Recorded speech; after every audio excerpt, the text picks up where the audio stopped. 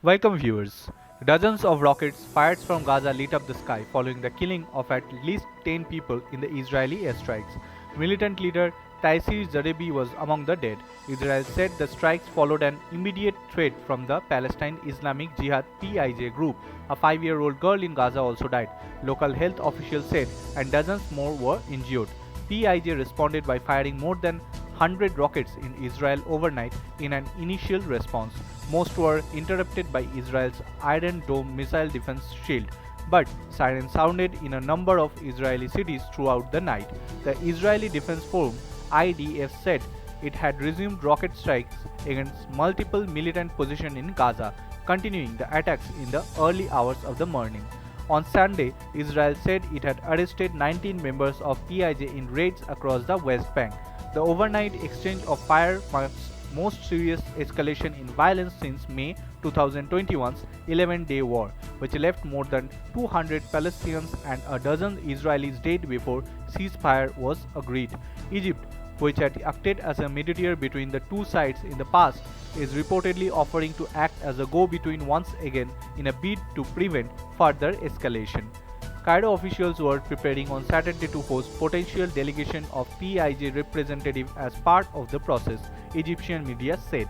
Referring to the initial strikes on Friday, Israeli Prime Minister Yair Lapid said Israel carried out a precise counter-terror operation against the immediate threat. Meanwhile, Interior Minister Alex Sakir said, "We don't know how this will play out, but this could take time. This could be a lengthy round of and hard one." The IDF said it attacked targeted sites linked to PIJ, including the high-rise Palestine Tower in Gaza City, which will hit on Friday in a loud explosion which left smoke pouring from the building.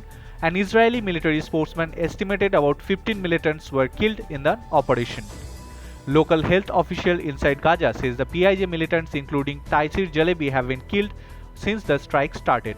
The IDF said Tayseer Jabari was senior commander in PIJ and accused him of having committed multiple terrorist attacks against Israeli civilians. 5-year-old Ala Kadam was among those killed in the strikes, local officials also said. Gaza authorities said another 79 people were also injured, AFP news agency reports. In remarks delivered while on a trip to the Iranian capital Tehran, PIJ Secretary General Ziad al-Nakaha said, "We will respond forcefully to the aggression, and there will be a fight in which our people will win. There are no red lines for this battle, and Tel Aviv will be under the rockets of the resistance." Hamas, which governed the Gaza Strip, and the armed group were united in the battle and would not keep silent.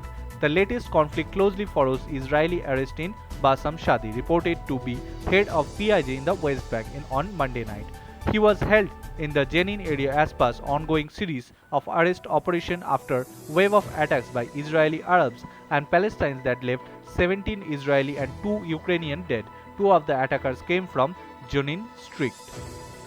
After Bassam Shadi arrest, Israel warned the PIJ intend to attack the civilians and soldiers in retaliation, and so heightened security measures for the community living near the border with Gaza. PIJ, which is one of the strongest militant groups operating in Gaza, is backed by Iran and has its own headquarters in Syrian capital Damascus. It has been responsible for many attacks, including the rocket fire and shooting against Israel. In November 2019, Israel and PIJ fought a 5-day conflict following the killing by Israel of PIJ commander, whose Israel said has been planning an immediate attack. The violence left 34 Palestinians dead and 111 injured, while 63 Israelis needed medical treatment.